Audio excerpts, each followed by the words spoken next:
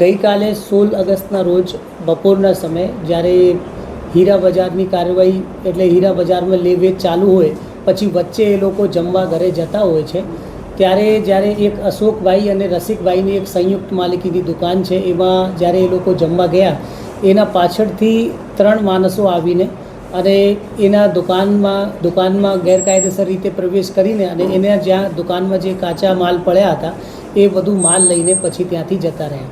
જ્યારે એ માલિક જે દુકાનના માલિક છે એ પરત આવ્યા ત્યાં અને એમને જોયું કે ભાઈ દુકાનમાં મારેમાં માલ ગાયબ છે ત્યારે એ લોકોએ તાત્કાલિક પોલીસમાં આપણે જાણ કરી કે અમારું એટલા મુદ્દામાલ એટલે લગભગ 1400 કેરેટથી વધારે મુદ્દામાલ ગાયબ છે. પછી ત્યારે તાત્કાલિક અમે પોલીસની એટલે એલસીબીની લોકલ પોલીસની ડી સ્ટાફની બધી ટીમો બનાવીને અને પછી સૌથી પહેલાં જે કામ કર્યું કે ભાઈ આ લોકો કોણ આવ્યા છે એની તપાસ પહેલાં આપણે કરવાની છે. તો એમાં હીરા બજારમાં ઉપલબ્ધ સીસીટીવી કેમેરા પછી એના બહાર જે દુકાનોમાં સીસીટીવી કેમેરા છે એને જોવામાં આવ્યું. પછી ત્યારે ખબર પડી કે પાછળના જે હીરા બજારના પાછળના ભાગ છે ત્યાંથી પાછળના દરવાજાથી આ માણસો ત્યાં અંદર ગયા છે અને એ નીકળ્યા છે. પછી એ લોકોની જે પહેરેલ વેશભૂષા અને બીજી રીતની એ લોકોની જે શું કહેવાય કે જેવી ચાલ ચલગત હતી એને આધારે પછી વધારાના સીસીટીવી સ્પેશિયલી આમાં જે નેત્રમના સીસીટીવી આપણે ખૂબ જ કામ લાગે છે કેમ કે નેત્રમના સીસીટીવીની મદદથી પછી એ લોકોના જે આખું છે કે કેમ કે નેત્રમમાં ક્લિયર પિક્ચર હોય છે પછી કનેક્ટેડ પણ હોય છે એટલે આપણે જોઈ શકીએ કે આગળ સુધી ક્યાં ગયા. પછી નેત્રમના સીસીટીવીમાં જોઈને ખબર પડી કે આ લોકો એક રિક્ષા લઈને અને પછી આગળ જાય છે. પછી તાત્કાલિક એ રિક્ષા ચાલકની તપાસ હાથ ધરવામાં આવી કે આ રિક્ષા કોનો છે અને ક્યાં સુધી એમને લઈ ગયા છે.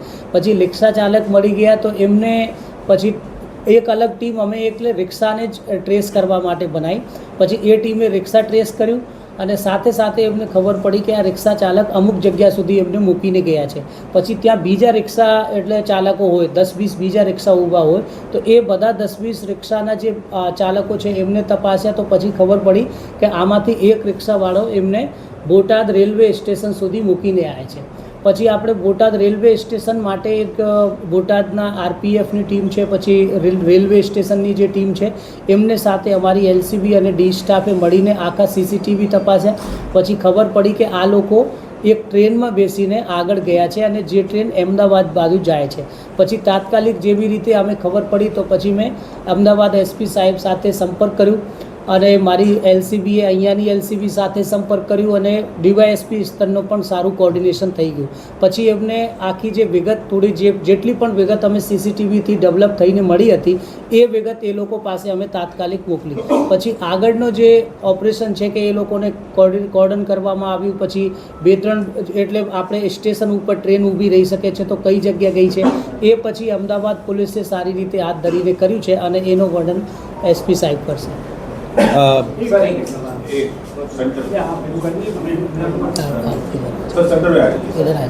તમામ ગરફોડની ઘટનાની જે ઇન્ટેલિજન્સ હતી જે તમામ એની જે આરોપીનો હુલિયો હતો જે આરોપીને જે ટ્રેવલ હિસ્ટ્રી હતી આ તમામ ઇન્ફોર્મેશન એસપી સર તરફથી મને આપવામાં આવી હતી.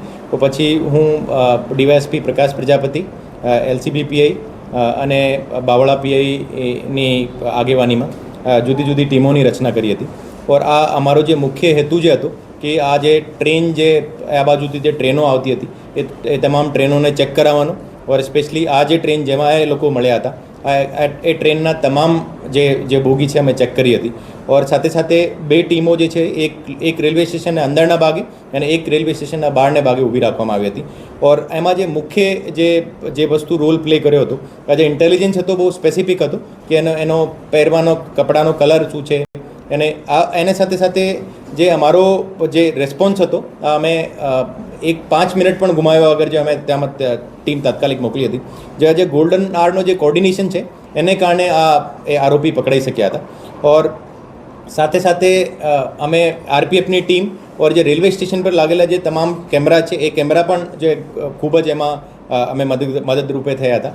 ઓર અમે કન્ટિન્જન્સીના ભાગરૂપે જે તમામ જે જુદા જુદા બસ સ્ટેન્ડ હોય એને ઉપર પણ અમારી ચકાસણી ચાલુ હતી કે કોઈ પણ જગ્યાએ નીચે વચ્ચે કોઈ રસ્તામાં ઉતરીને કોઈ બસ લઈ લીધો હોય યા કોઈ પણ બીજો વ્હીકલ લઈ લીધો હોય તો તમામ જગ્યાએ અમારે નાકાબંધી કરવામાં આવી હતી ઓર એને આધારે પછી એ લોકોને બાવળા પોલીસ સ્ટેશન બાવળા જે રેલવે સ્ટેશન છે એને બહારને ભાગે એ 3 લોકોને પકડવામાં આવ્યા હતા. એ 3 લોકો જે છે એમાં બચ્ચુભાઈ સાડમિયા અને સપનાબેન એ બંને ફાધર અને ડોટરનો ડ્યુઓ છે ઓર જે વિનાભાઈ ધીરુભાઈ જીલિયા એ એના જમાઈ છે જે બચ્ચુભાઈના એનો જૂનો ગરફોડનો ઇતિહાસ પણ છે. એ બચ્ચુભાઈ વિરુદ્ધ મોરબી જિલ્લામાં ટોટલ 4 ગરફોડના ઓફેન્સીસ દાખલ છે ઓર એ સપનાબેનને વિરુદ્ધ જેતપુર સિટીમાં અને કાલાવાડમાં 2 ઓફેન્સીસ રજિસ્ટર્ડ છે ઓર એ લોકો પાસેથી 100% મુદ્દામાલ બાવળા પોલીસ તરફથી રિકવર કરવામાં આવ્યો છે ઓર એની પૂછપરછ અત્યારે ચાલુ છે ઓર એ 3 આરોપી અને મુદ્દામાલ સાથે અત્યારે એસપી સરને અને એસપી સરની ટીમને સોંપવામાં આવશે.